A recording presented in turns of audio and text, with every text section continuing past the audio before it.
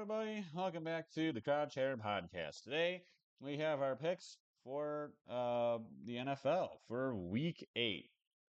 It's already been a fun season, and we're going to keep this one going. We're not going to waste any time. It's only me this week.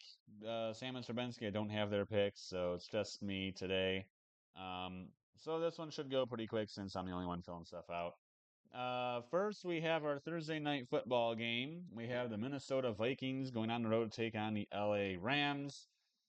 I'm not bothering with lines. Let's just pick the games. Um, Cooper Cup is going to be back for this one now for the Rams. I don't think Nakua is supposed to be back yet. I know I mean, obviously they were both hurt, but I know Cooper Cup's supposed to be back. I'm not sure about Puka Nakua. I don't think so for him yet. As for Minnesota, their team's pretty much all healthy. This is a game this is a get back right game for the Vikings. The Rams are seemingly getting ready to punt on the season since they already are looking to trade Cooper Cup, and there's even talks about the Vikings and Rams discussing a Matt Stafford trade, which would be terrifying for all of the NFC North. Um, this is one that I could definitely see going either way, just because the Rams are finally starting to get healthy again. But I think the Vikings, that's the way they've been playing this year. I think they're the better team. I give them a slight edge here on the road against LA. They get the win in SoFi. And now starting the Sunday 1 o'clock game, the slate of 1 o'clock games on Sunday, we first have the Philly Eagles going on the road to take on the Cincinnati Bengals. The Bengals have been getting a little bit better these past few weeks. They've got themselves now to 3-4. And the Philly Eagles looked a lot better themselves last week, getting a win over the Giants. It's nice to always get that freebie game. Uh, but the way these two have played, I think Philly maybe has the slight edge here. It's tough to say, though, because their secondary is still a little suspect, and Cincinnati has both T. Higgins and Jamar Chase. And with the way Joe Burrow has been, that would be terrifying for any Philly Eagle fan. But it's tough for me to really say. It depends on what Philly tries to do, because if you guys ever watch like NFL Prime Time, you ever watch like Booger McFarland and you ever watch like Booger McFarland and Berman talk, Booger said this, and I really agree with him. Philly needs to run the ball.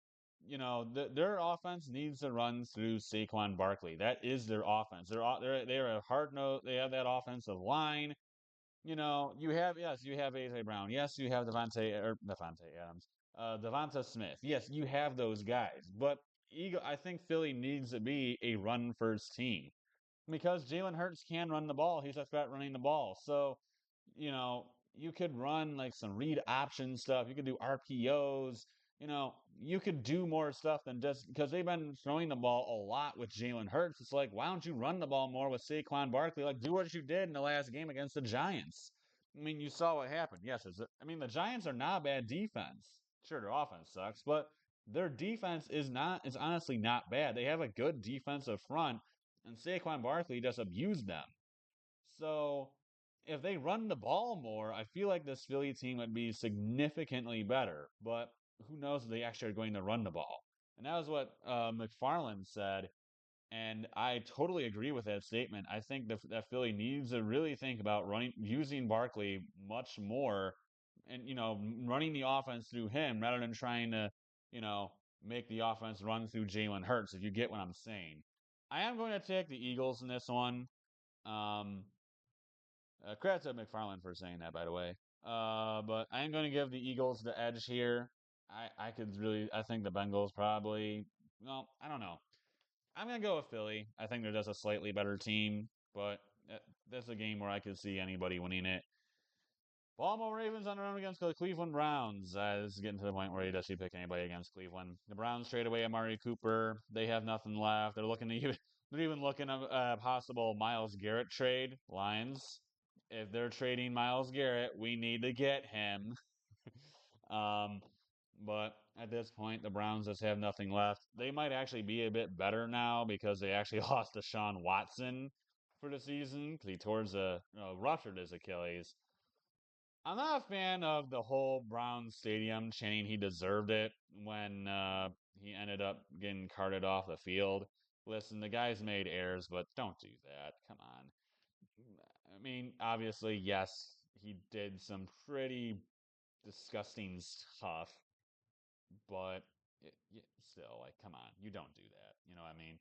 But I'm gonna go with the Ravens in this one. I think that's a pretty easy choice. As is the next one, where we have the Tennessee Titans going on the road to take on the Detroit Lions. I'm hoping the Lions just destroy them. It really should not be that close. But I do think that this one could be a little bit tighter than expected because the Titans have been horrible this year. So there's not really much incentive for the Lions to be taking them seriously. And the next game for the Lions is on the road against Green Bay at Lambeau next week. So this is very much a trap game for Detroit. Do I think the Lions should easily win this game? Absolutely, I do. I don't think Tennessee has legitimately. I don't think Tennessee should even have a chance in this one. It should be an absolute blowout, but the Lions have Green Bay next week. There's a very good chance they don't take Tennessee seriously, and that would burn them. Of course, the Titans also just trade away DeAndre Hopkins to the Chiefs. Yes, they traded him to the Kansas City Chiefs.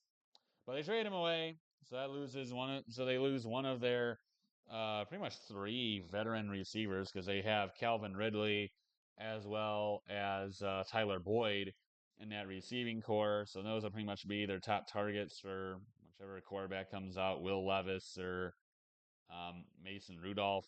Titans have a decent defense. That's actually been their calling card so far this year. Has been their ability to defend pretty well. Well, other than that, there's nothing that the Titans really have, shown by their 1-4 record. So I'm going with the Lions.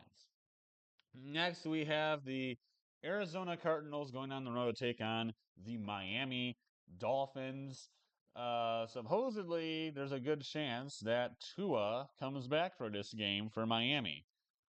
Um, of course, the guy has had 13 million concussions, but there's supposedly a chance that Tua he's supposedly going to be practicing this week and has a good chance of coming back against Arizona, and that's what the Dolphins are looking for. Arizona's a overall decent team, but but Miami has Tua back, I feel like that's going to make this team a lot better. Because much as I don't think Tyler Huntley is a bad quarterback. You know, he hasn't been good for Miami. I don't think he's a bad QB. I think he's just a bad fit for Miami. Because he comes from a Baltimore Raven offense as entirely dependent, really, on tight ends. They don't really go to their receivers that much. I mean, because when he was there, did they? I don't think they had Zay Flowers yet. And even if they did, they didn't use him a ton. Baltimore loves to use their tight ends. They're more of a Michigan style offense. It's mostly the tight ends, maybe on occasion to the receivers. They're not like a big play typically offense. Now, yes, they do make big plays, but Baltimore's offense is more designed to ground and pound and be and just burn and just you know uh and tire you out as the game goes along, as opposed to just launch it down the field and make big plays with your big time receivers. That's not really the way of Baltimore, which is what Huntley comes from. Now he comes to Miami, where he's expected to make big time plays, chucking it 50 yards down the field to Tyreek Hill. That's not, I don't think, really him. I think Tua, though, coming back from Miami is a huge difference. If he's really going to be back, then I give the Dolphins this win. Next, we have the New York Jets going on the road taking on the New England Patriots. Both of these teams suck, but I think the Jets are a little bit better. They have a good defense. Aaron Rodgers looks like doesn't even look like himself anymore. But I think the Jets are the better team here, and I don't think that really takes much consideration. Next, we have the Atlanta Falcons on the road against Tampa Bay. There no Mike Evans or uh, Chris Godwin this week. I mean, Godwin's going to be gone for the season. Evans is out for a few weeks. They've lost their top two receivers. Sure, Baker Mayfield's been good, but when you're missing your top two receivers, you're going to have a tough time winning. I give Atlanta the edge here. They get the sweep over Tampa Bay. I'm not taking much time on that game. Green Bay on the road against Jacksonville. Green Bay's a much better team here. The Jags look absolutely horrible. I mean, they just got the win last week in London against New England, which is essentially their second home now. But this is a bad Jacksonville team. Green Bay should have this one pretty easy. Next, we have the Indy Colts going on the road, taking on the Houston Texans. Houston just came off a close loss on the road against Green Bay. Tight game. Green Bay got the game-winning field goal to get the win.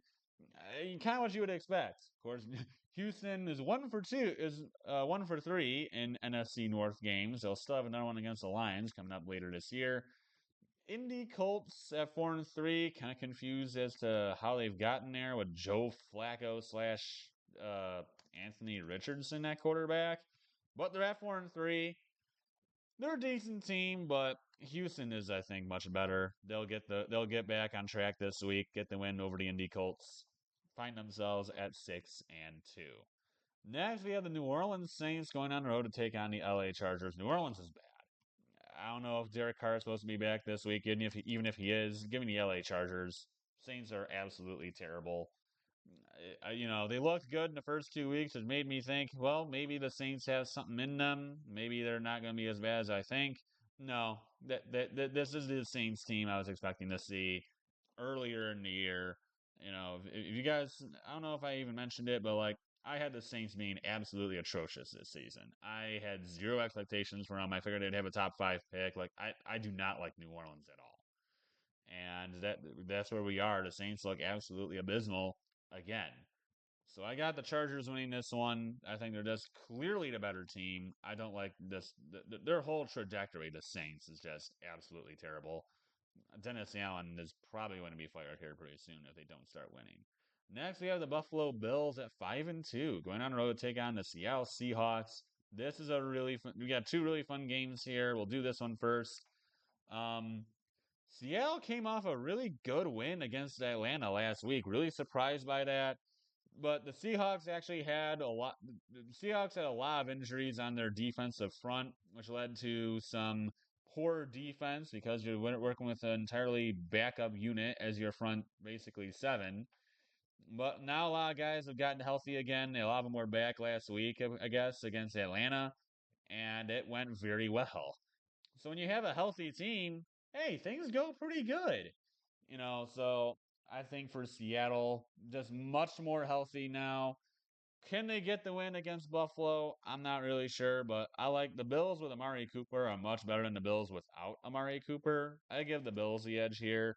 I certainly think Seattle's got a shot at this game, but the Bills, Josh Allen is another beast.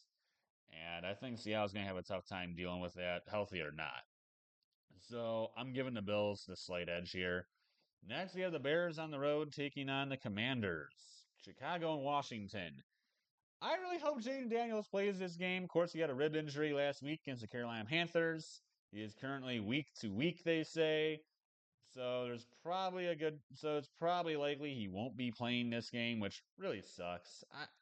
I really wanted him to play this one because I really wanted to see Caleb Williams versus Jaden Daniels. That would have been epic, but I don't think we're going to get that this week. And with that being said, with no Jaden Daniels, Washington's not the same team. I got the Chicago Bears taking it. Bears just alone, every single week, the Bears have continually looked better and better.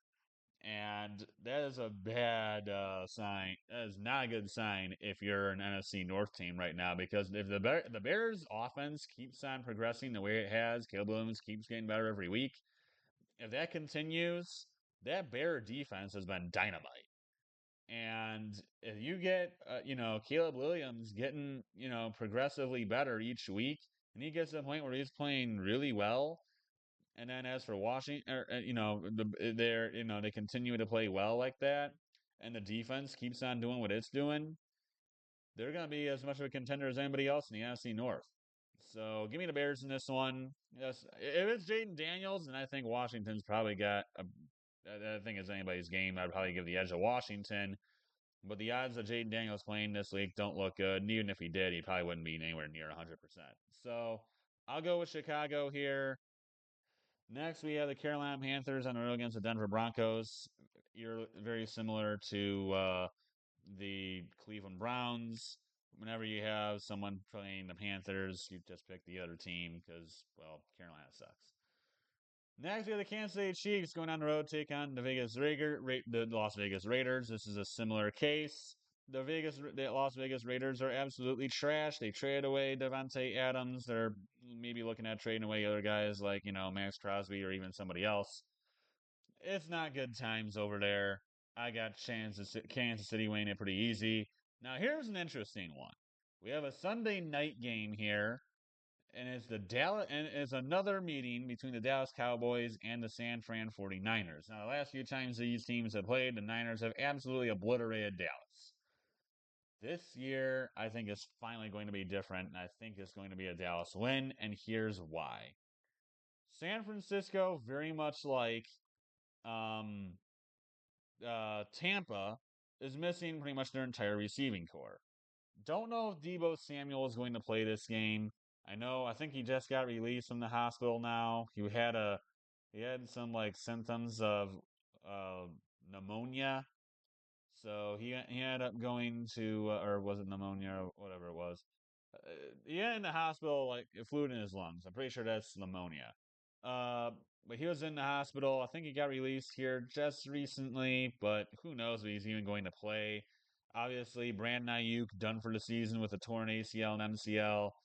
Really tough injury to see last week against Kansas City. And obviously, still no Christian McCaffrey for the Niners, so they'll be back to Jordan Mason, who has been good, but it's not Christian McCaffrey, obviously. And then, of course, the Niners just have several other injuries all over the place. That's just how San Francisco goes. As for Dallas, similarly, they are dealing with their own cases of massive amounts of injuries. They've had Micah Parsons out, they've had Lawrence out, they've had Bland out. A lot of those guys might be coming back for this game, but even if they don't, San Francisco has too many injuries. You're missing pretty much your entire offense, not named George Kittle. And that's going to be really tough, I think, to overcome. And we already seen, four losses for San Fran. I mean, they did win on the road against Seattle, but, Seattle, same thing. They had a ton of injuries. The teams that San Francisco really has played that didn't have, billions upon billions of injuries have beat them. And, unless Dallas doesn't have any of those guys really coming back, I think it's just going to be too tough for the Niners to really overcome this one. So I got Dallas finally getting that win. Plus, Jerry Jones really needs this one because Dallas fans are about ready are all ready to about ready to come for his head at this point. Next, we have the New York Giants going on the road to take on the Pittsburgh Steelers. I'm not taking much time with this one. The Giants are absolutely terrible. They have no offensive capability whatsoever. Also, why is this the Monday night game? What were the NFL schedulers thinking when they put this one on here? Did they really think that anyone would be wanting to watch the Giants play? Now, Steelers have honestly looked decent. I mean, they started with Justin Fields. They went with Russell Wilson last week, and they actually kind of had a little bit of a vintage Russell moment. He honestly looked pretty darn good against a really good Jet defense. Let's see if he does the same thing against the Giants. But I'm going to tell you what, and has nothing to do with the game, but if Russell Wilson starts playing like he did in Seattle, in Pittsburgh, man, Pittsburgh Steelers could actually be a really stinking good team. And they started with Justin Fields, and Justin Fields is really good. But I guess they really want to go Russell Wilson, so they did last week. And Wilson looked great. And if he continues to do stuff like that, Pittsburgh's a team to watch out for, guys. If he keeps doing that, there is going to be it's going to be it's going to be scary times for the rest of the league, especially the AFC North. Bengals and Ravens, who are the ones trying to fight with them. But that's it for this week. I hope you guys enjoyed it. I'll see you guys next week. Kind of similar. I mentioned this in the college football pick video, but I don't have anybody else's pick, so it was just me. Probably Serbenski will be putting all of our picks on the. We'll be putting all of our picks on the Instagram uh, probably later today or tomorrow. We'll see. But yeah, that's it for this one. Until next time, Adios, everyone.